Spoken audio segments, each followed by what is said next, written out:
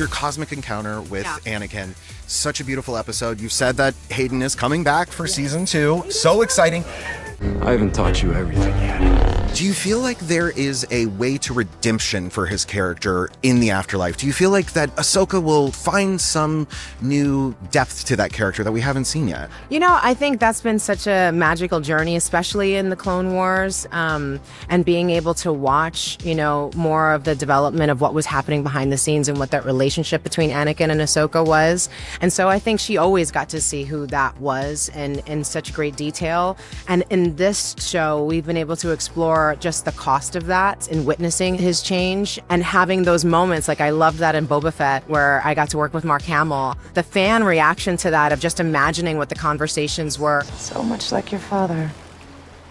I remember there was this fan piece that was done of this conversation that you never got to see, but it's to see Luke telling her that no, Anakin came back. In the end, it was him.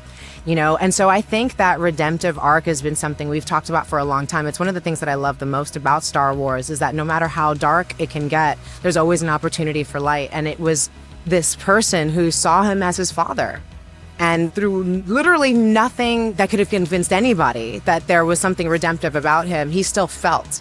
And it was something that was nurtured. And so I just think that's really beautiful. I love that, you know, there was this kind of symbolism between, you know, when she got to see him the first time, this before going into the world between worlds, and kind of cut off half of his mask. And in Obi-Wan, you got to see the same thing. He cut off half of his mask, but it wasn't until it was Luke that he got him to take the entire helmet off.